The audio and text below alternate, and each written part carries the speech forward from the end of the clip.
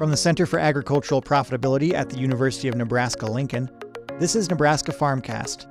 I'm Ryan Evans, and on this episode, I'm glad to be joined by Jessica Groskopf, an agricultural economist with Nebraska Extension and the Center for Ag Profitability, to talk about a deeply personal and increasingly common issue in farm and ranch succession planning, and that is what happens when there is not a family heir to take over the operation.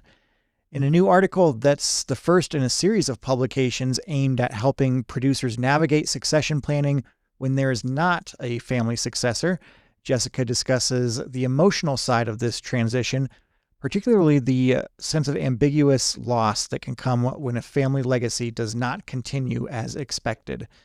Jessica, thanks for joining me again. Thanks for having me, Ryan. So your article begins with a story about ambiguous loss. As you write, a kind of grief that doesn't come with closure or recognition. So how does this concept apply to farmers and ranchers who don't have a family member to carry on the operation?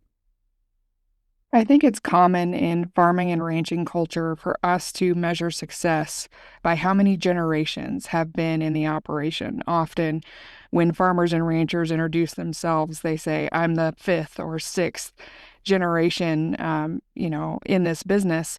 And when we don't have someone coming back into the operation, I think it's difficult to grapple with the fact that you might be the last generation to farm or to ranch. And so this idea of ambiguous loss really resonates because for a lot of families, they have to grieve the loss of that type of legacy. And so that's why ambiguous loss really resonated with me when I first heard about the concept. Is I see a lot producers in this situation who need to deal with the emotions of not having someone come back. And I think the best way to describe it is as ambiguous loss, where there is no closure, and it's difficult for others to recognize that they are grieving the fact that they don't have that next generation to carry on this business.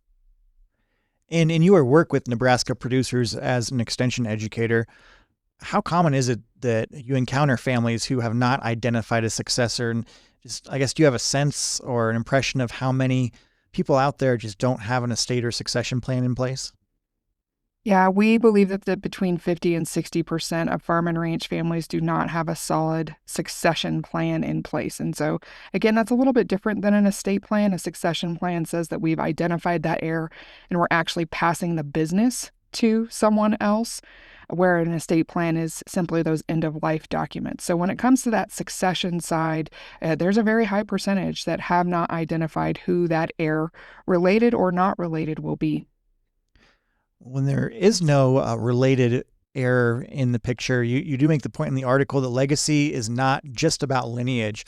So for producers who are facing this situation, what are some creative or alternative approaches that you've seen that might allow them to continue their legacy in meaningful ways?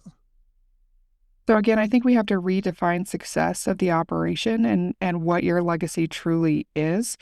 For a lot of farm and ranch families, maybe it's conservation or maybe it's innovation, whatever that might be, and realizing that we can look to alternatives to carry on that legacy.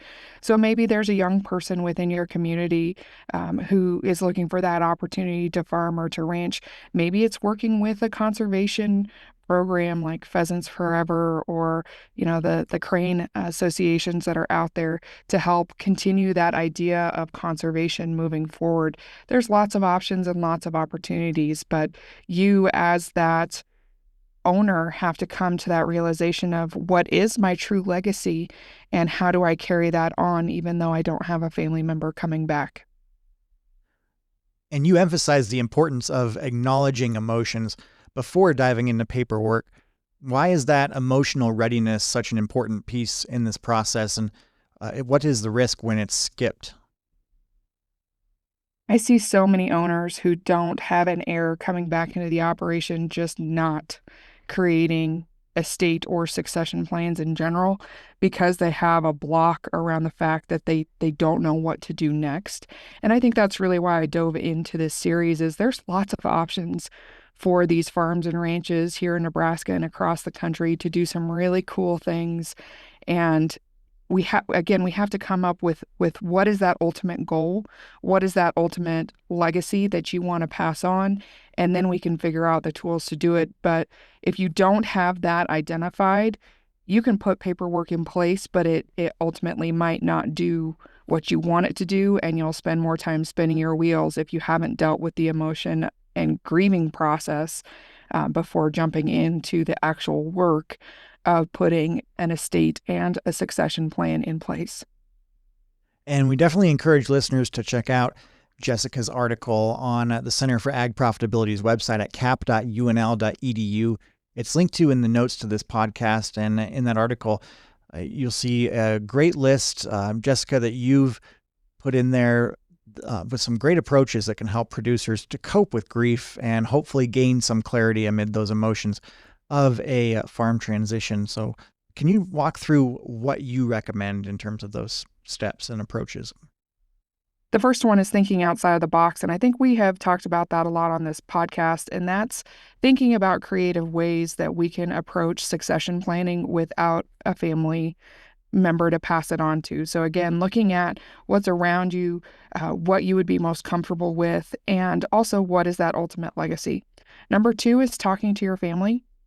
I think sometimes it's difficult to have those open, honest discussions regarding not only your emotions, but what you ultimately plan to do with your business. I enjoy putting together a really strong advisory team. So step number three is seeking those outside perspectives. Maybe they have some ideas of organizations or people within your community that you can work with. The other piece is listening with respect to family members. Your family members are also going to have a lot of emotions around a non-traditional transition plan. And then as we look at it, every once in a while, we need to take a break and walk away. So that's another recommendation, whether that's, taking a weekend or taking a season where we can have that emotional reset, especially if we're in a really emotional time trying to make these choices. Number six is knowing that things are going to change and things might not look the same if you go down this non-traditional path. And finally, really being open and honest about how you feel. And that might require some outside help and another team member to your advisory team. If you need a counselor or a trusted friend or a clergy member to open up to, we find that to be really important so that we don't get stuck in kind of that emotional blockage that we see with ambiguous loss. As I mentioned at the top, there are future articles that you're planning, and this is part of a series, the first in a series of articles you're planning to address some options for people without an obvious successor in the family. So what do you hope that readers or listeners will take away from the ongoing conversation, or just what inspired this series of articles? So I've been doing succession workshops for quite a while now with the University of Nebraska, and just the number of people that we are encountering that do not have a farming or a ranching heir is exploding. And as we work with them, sometimes they just don't know what those options are. And there are some great tools that are out there that can, number one, honor whatever your legacy is, but number two, also still provide an inheritance for non-farming and ranching heirs. So I don't think we have to sacrifice one for the other in terms of doing a non-traditional estate plan or succession plan. And so I hope that through this series of articles that folks can see some of those options and opportunities. The other piece is if you follow along with this article series and you happen to be in this situation and you're looking for specific topics or specific guidance, please reach out to me, because this is one of those series. I actually don't know how long it's going to be.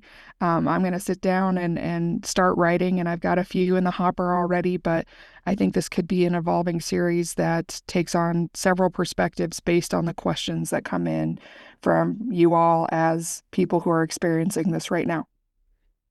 Great, thank you. And just another reminder, you can find those articles as they are released, including this first one right now, on our center's website at cap.unl.edu.